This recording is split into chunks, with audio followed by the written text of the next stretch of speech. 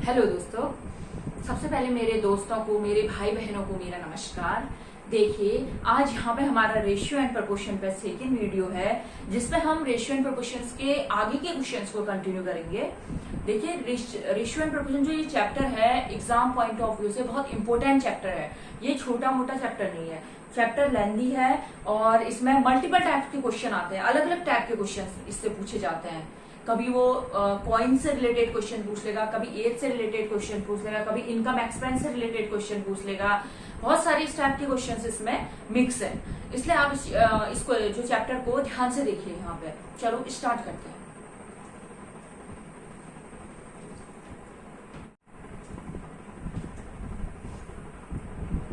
देखिए, first video मैंने ratio के कॉन्सेप्ट को आपको समझाया था, उससे रिलेटेड कुछ क्वेश्चंस बताए थे। आज मैं सबसे पहले, अभी उसमें भी और जाएंगे हम। आज मैं आपको बताती हूँ समानुपात क्या होता है, प्रोपोर्शन क्या होता है और इस को हम कैसे रिप्रेजेंट करते हैं। ठीक है, जैसे मान लो ए रेशियो बी समानुपात है या प्रोपोर्शन है सी रेशियो डी के। किसके प्रोपोर्शन है? सी रेशियो डी के। कब होगा? कंडीशन क्या है इसकी? अगर A upon B is equal to होता है सी अपॉन डी।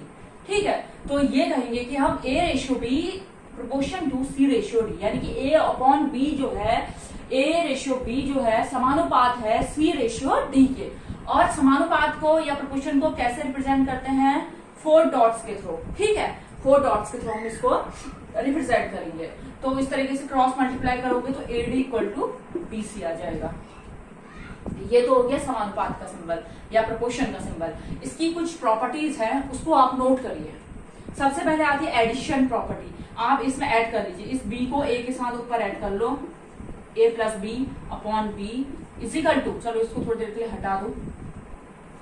ये सी है, सी में आप डी ऐड कर लीजिए, C plus B upon D. दूसरी है सब्ट्रैक्शन प्रॉपर्टी, सब्ट्रैक्शन की, A minus B upon B is equal to C minus D upon D. तीसरा रूल आपने पढ़ा होगा, कंपोनेंट एंड डिविडेंड। ठीक है, कंपोनेंट डिविडेंडो रूल। तो इसको देखिए, A plus B upon A minus B is equal to C plus B upon C minus D. ये हमारा यूज होगा आगे क्वेश्चंस में। ठीक है, सबसे पहले इतना नोट करें।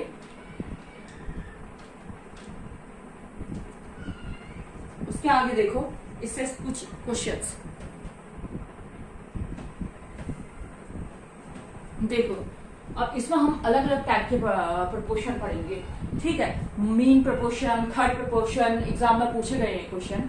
मीन प्रोपोर्शन है, थर्ड प्रोपोर्शन है, फोर्थ प्रोपोर्शन है। तो मीन यानी कि माध्य समानुपात।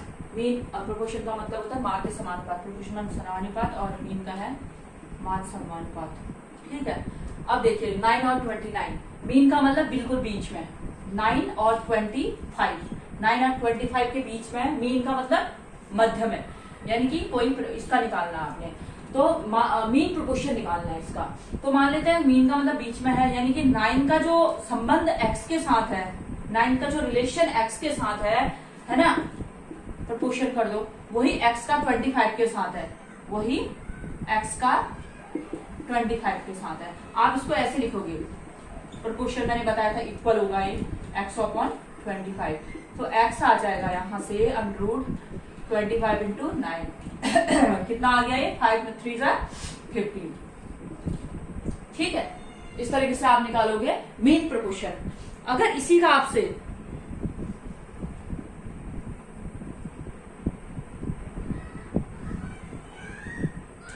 अगर आपको इसी का मीन न करके थर्ड प्रोपोर्शन पूछा जाता, क्या पूछा जाता?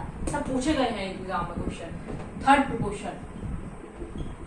प्रोपोर्शन ऑफ 9 एंड 25, तो आप क्या करते? देखिए 9, 25 और थर्ड प्रोपोर्शन माने तीसरे नंबर में क्या है? x है।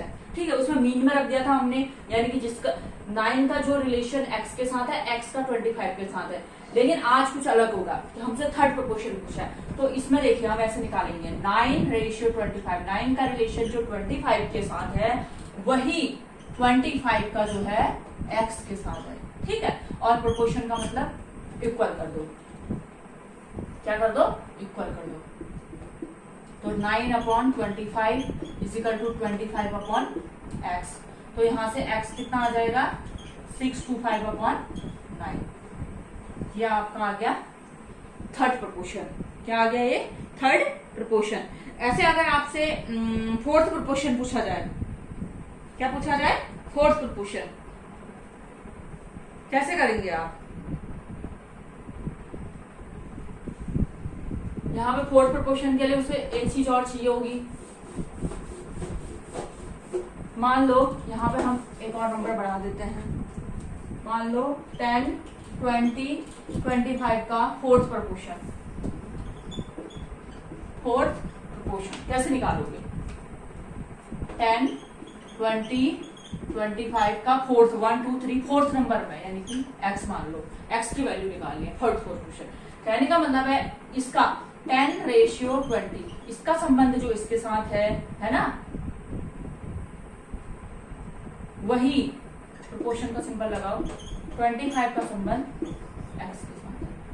ये दोनों फोर्थ नंबर में, तो 10/20 इजिकल टू 25/x। कितना आ गया है? 25 2 50। ठीक है, ये हमारा फोर्थ प्रोपोर्शन आ गया, फोर्थ प्रोपोर्शन। इस तरीके से देखिए, मैं आपको ये समझा इसलिए रही हूँ बेसिक चीजें, क्योंकि ये एग्जाम में, एसएसटी में और अदर एग्जाम में, छोटे मोटे एग्जामों में सब जगह पूछे गए हैं क्वेश्चंस, इसलिए आप इनको भी ध्यान से देखिए, इनको लाइटली मत लेना, ये कई बार पूछा गया। अब देखिए, जो अगला टॉपिक है हमारा वो है कंपाउंड रेशियो। छोटा बहुत हल्का हल्का आप देखिए, कंपाउंड रेशियो से भी हमारे क्वेश्चन पूछे गए हैं। कंपाउंड रेशियो क्या होता है? कंपाउंड रेशियो, कंपाउंड रेशियो का भी क्वेश्चन पूछे गए हैं। ठीक है, देखिए कंपाउंड रेशियो होता क्या है। मान लो A/B एंड C/D का कंपाउंड रेशियो क्या होगा, आपसे पूछता है। A/B और C/D का कंपाउंड रेशियो क्या होगा? तो बहुत इजी है कंपाउंड रेशियो। A/B को मल्टीप्लाई कर दीजिए C/D से। कहने का मतलब है AC रेशियो BD, यही क्या है? कंपाउंड रेशियो है। यही क्या है? कंपाउंड रेशियो है। समझ में आया? जैसे देखिए क्वेश्चन देती हूं मैं आपको,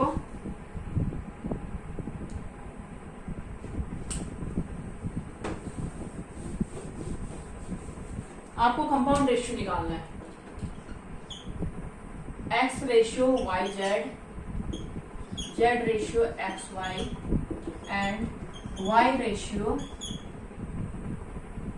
YZ XY YZ ZX। चलो ऐसे बोल लेते हैं, है ना, ये तो अलग हो गया एक second. x ratio YZ, Y ratio ZX, ZXY। ठीक है, इसका कंपाउंड रेशियो आपसे एग्जाम में पूछता है निकालने को, तो आपको क्या करना है? x/YZ सबको मल्टीप्लाई करो, y/ZX मल्टीप्लाई बाई z/XY।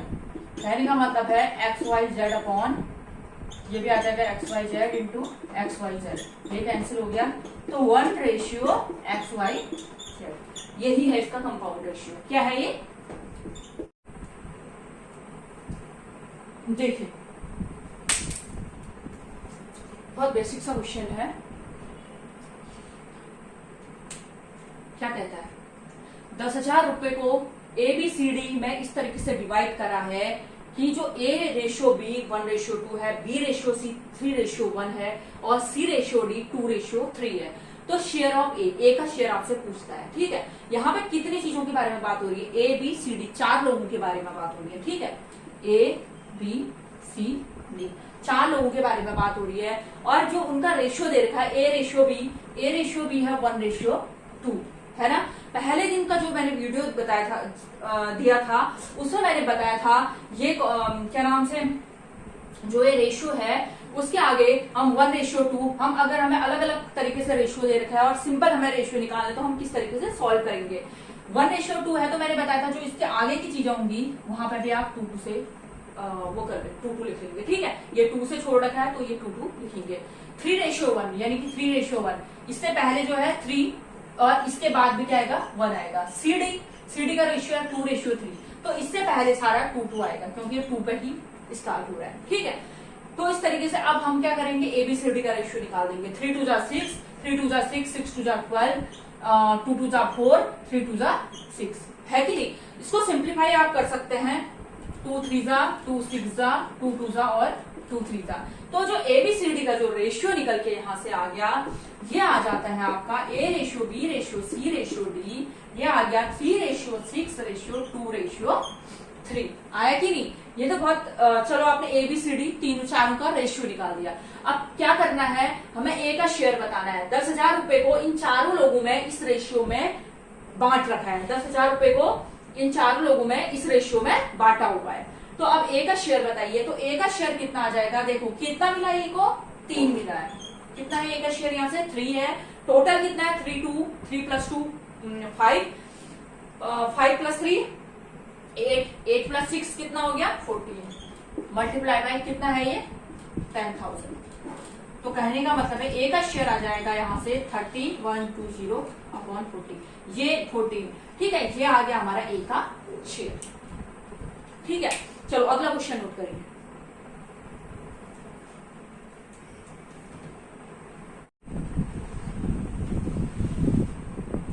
देखिए इस क्वेश्चन में क्या पूछता है आपसे, 7,500 रुपए को एबीसी में इस तरीके से डिवाइड करा जाता है। ए को मिलता है 1/2 of B plus C.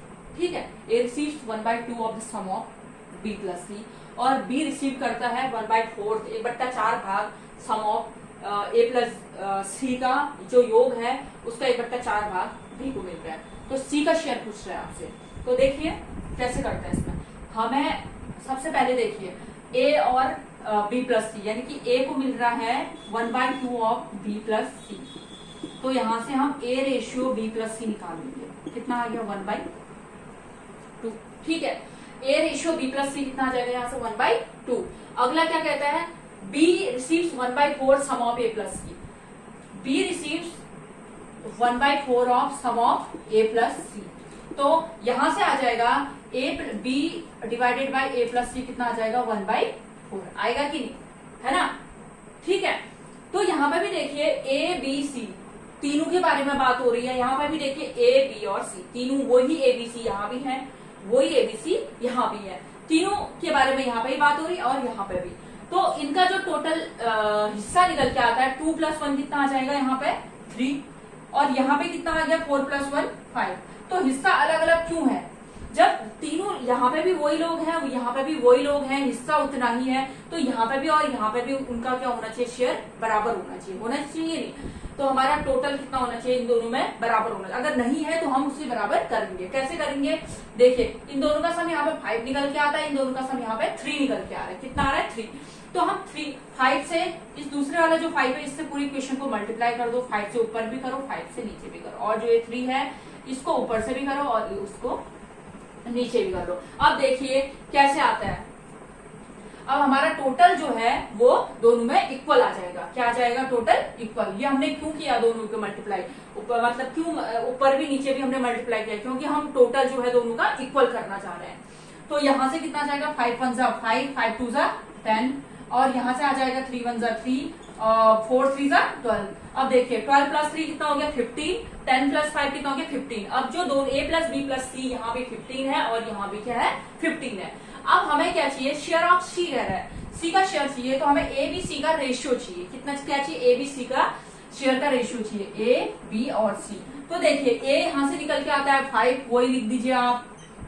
B निकल के आ रहा है यहाँ पे 3, इसको लिख दीजिए। अगर ए 5 है बी 3 है तो ए + बी कितना हो गया 8 हो गया। टोटल हमारे पास पता है, हमें टोटल हिस्सा कितना है 15 है टोटल। 15 में से 8 माइनस हो जाएगा, कितना आ जाएगा ये 7। तो सी का हिस्सा कितना आ गया 7। तो हमें सी का ही शेयर पूछ रहा है, तो 7 टोटल कितना है हमारा 15। किसका किसका कितना है टोटल अमाउंट 7,500। तो 15 5 = 75, कितना आ जाएगा ये 3500 रुपया। तो सी का हिस्सा कितना है 3500। ठीक है, चलो अगला क्वेश्चन देखिए।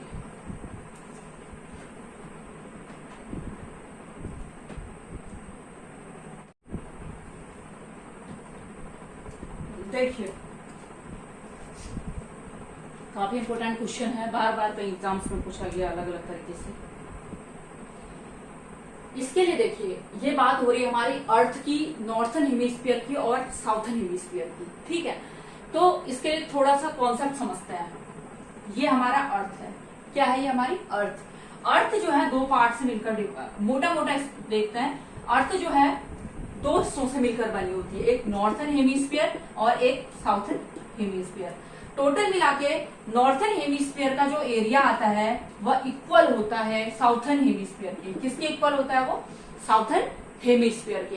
टोटल कहने का अगर मतलब है, अगर हम टोटल अर्थ का एरिया देखें तो 2 नॉर्थन हेमिस्फीयर या फिर 2 टाइम्स ऑफ साउथर्न हेमिस्फीयर, यही होगा कि नहीं। यानी कि जो ये लाइन है नॉर्थन हेमिस्फीयर और साउथर्न हेमिस्फीयर को इक्वल एरियाज में डिवाइड करती है और टोटल मिलके हमारा अर्थ बनता है, ठीक है। इसी कॉन्सेप्ट को हम इसमें इस क्वेश्चन में यूज करेंगे। देखो कैसे इसको करना है।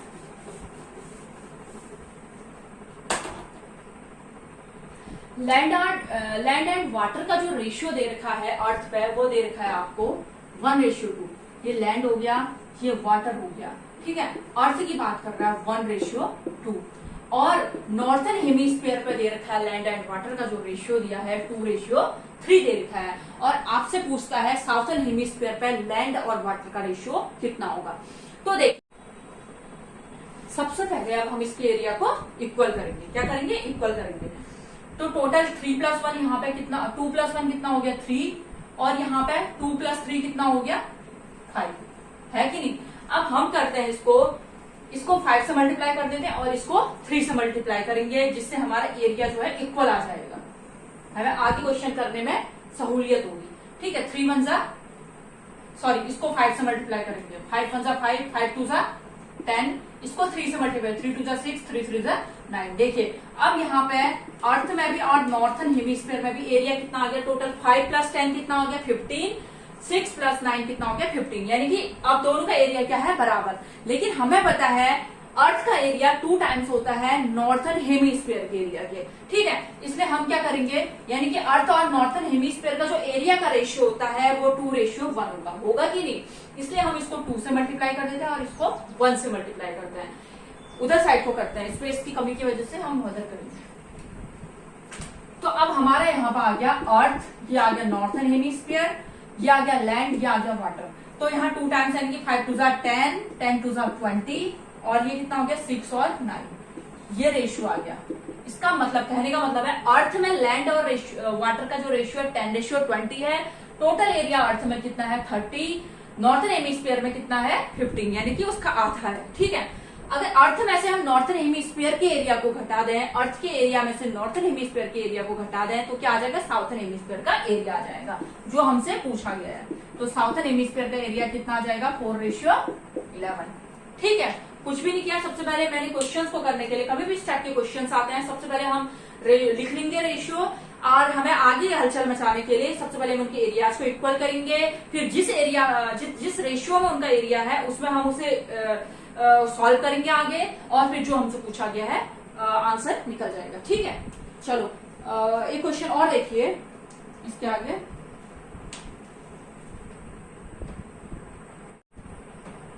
देखिए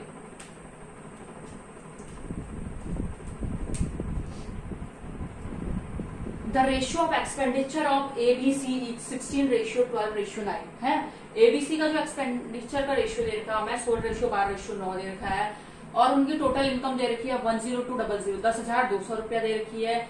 ए का शेयर पूछ रखा है आपसे, वो कह रहा है कि जब वो सेव करते हैं परसेंटेज में दे रखा है 20%, 25% और 40% वो अपनी इनकम का सेव करते हैं। देखो कैसे करेंगे इसे। यहाँ बात हो रही है ए की, यहाँ बात हो रही है बी की और सी की, ठीक है। टोटल एक्सपेंस का जो रेशियो है 16:12:9 दिया है कि नहीं, कितना दे रखा है 16:12:9, ठीक है। अब देखिए इनका जो वो क्या कहता है, टोटल इनकम दे दी है आपको, और टोटल सेव कितना करता है वो 20%, 25% और 40% अपनी इनकम का। देखिए ए के बारे में अगर हम बात करें 20% सेव कर रहा है अपनी इनकम का, कहने का मतलब है ए सेव कर रहा है 20% ऑफ अपनी इनकम का, यानी कि सेविंग का और इनकम का जो रेशियो है 20%। आपको पता है अभी मैं आगे पढ़ाऊंगी इनकम और एक्सपेंस चैप्टर में 20 की जो फ्रैक्शन निकल के आएगी कैसे निकालेंगे, 20/100 इक्वल टू 1/5। कितनी आती है 20 की फ्रैक्शन निकल के 1/5। कहने का मतलब ये है अगर ए के बारे में बात हो रही है यहाँ पे 1/5 इसका फ्रैक्शन निकल के आ रही है, अगर ए की इनकम 5 है, 1 रुपया सेव करता है, तो इसका मतलब खर्चा कितना होगा 5 - 1 4। कितना होगा 5 - 1 4। यही तो बताया ना उसने, सेविंग का और इनकम का रेशियो कितना है 1/5। सेव कर रहा है 1/5 ऑफ अपनी इनकम का, यही तो है इसका मतलब। अगर इनकम 5 रुपया है तो सेव कितना कर रहा है 1 रुपया कर रहा है, तो खर्चा कितना होगा 5 - 1 4 रुपया होगा। 4 रुपया हमें जो बराबर दे रखा है एक्सपेंस, कितना दे रखा है उसने 16 रुपया, तो 4 4 जा 16। कहने का मतलब है 4 4 जा 16, एक की वैल्यू 4 आ गई तो इनकम कितनी आ गई 5 4 जा 20, तो ए की इनकम आ गई यहाँ से 20। ऐसे बी में जाइए आप, बी की फ्रैक्शन कितनी है 1/4, 25 की फ्रैक्शन निकल के आती है 1/4। अगर इनकम 4 रुपया है, सेव कर रहा है 1 रुपया, तो एक्सपेंस खर्चा कितना है 3 रुपया, लेकिन ये 3 ना होके कितना कर रहा है 12 रुपया है। अगर 3 जो है 12 के इक्वल है तो 1 किसके इक्वल है 4 के इक्वल है ना। 4 4 जा तो इनकम कितनी आ जाएगी 4 4 जा 16। वैसे ही आप देखिए सी के बारे में बात करते हैं, 40% वो क्या कर रहा है अपनी इनकम का सेव कर रहा है, 40% का फ्रैक्शन आ जाएगा 2/5। अगर इनकम 5 रुपया है, सेव 2 रुपया कर रहा है, तो एक्सपेंस कितना कर रहा है 3 रुपया। 3 रुपया ना करके वो 9 रुपया एक्सपेंस कर रहा कह रहा है, खर्च कितना कर रहा है 9 रुपया, यानी कि 3 जो इक्वल होगी 9 की इक्वल आएगा। 1 की वैल्यू आ जाएगी यहाँ से 3 और 5 3 जा 15। कहने का मतलब है इसकी जो इनकम निकल के आती है यहाँ से कितनी आ गई 15 आ गई। यह आ गया तीनों का इनकम का रेशियो। हमें यही चाहिए था, क्योंकि हमें पता है टोटल इनकम हमें दे रखी है, तीनों की इनकम का रेशियो हमारे पास है, एक ही इनकम पूछ रखी है, इजीली हम फाइंड आउट कर लेंगे। कैसे निकालेंगे, एक ही इनकम का रेशियो कितना है यहाँ से 20, टोटल कितना हो गया, तीनों का ऐड करिए 20 30 40, इसको ऐड करोगे 51। ठीक है, किसका टोटल इनकम कितनी है तीनों की मिलके 10200, 15 2 जा 102। कहने का मतलब है ए की जो इनकम निकल के आई यहाँ से कितनी आई 4000 रुपया। ठीक है, इस टाइप के क्वेश्चन अभी प्रॉफिट और लॉस में हम बहुत ज्यादा देखेंगे, कई टाइप के क्वेश्चन देंगे आपको, इसे नोट करो। अगला क्वेश्चन देखो, देखिए ये क्वेश्चन है 2 numbers are in the ratio 3:5। 2 number 3:5 के रेशियो में है। किसके रेशियो में है 3:5 के। उसमें से 13 घटाया जाता है हर एक नंबर में से, तो उनका रेशियो हो जाता है 10:21। ठीक है, तो क्या कर, अगर 15 ऐड कर दिया जाता है हर एक में, 15 ऐड कर दिया जाता है, तो रेशियो क्या रहेगा। ठीक है, इस तरीके के क्वेश्चंस करने के लिए एक बहुत इजी तरीका है। देखिए हमें क्या करना है, इस टाइप के क्वेश्चंस कभी भी आपको दिखते हैं, अभी बहुत सारे क्वेश्चंस आएंगे इस टाइप के भी थोड़ा, है ना, जो हम इस मेथड का यूज करेंगे। तो यहाँ पे जो डिफरेंस है, यानी कहने का मतलब है बाद का जो रेशियो का जो डिफरेंस है उसको मल्टीप्लाई कर दीजिए ऊपर वाले से, और जो यहाँ ऊपर वाली इक्वेशन का जो रेशियो है, मतलब उसका जो डिफरेंस है उसको नीचे से। कहने का मतलब है यहाँ पे 21 और 10 का डिफरेंस कितना है 11, इसको मल्टीप्लाई कर दीजिए आप ऊपर वाले रेशियो से। 5 और 3 का जो डिफरेंस है वो कितना हो गया 2, है ना। 5 और 3 का इसको मल्टीप्लाई कर दीजिए 2 से। ये हमने क्यों किया, देखिए ये हमने क्यों किया, मल्टीप्लाई क्यों किया 2 से, मतलब इस डिफरेंस को 2 से क्यों। अगर हम देखिए, कहने का मतलब है अगर हम पहली वाली क्वेश्चंस को देखें, ठीक है, देख लो सिंपल सी बात है। अगर हम पहले देखें 3:5 का रेशियो है, बाद में कितने का रेशियो हो गया 10:21 का, हुआ है कि नहीं।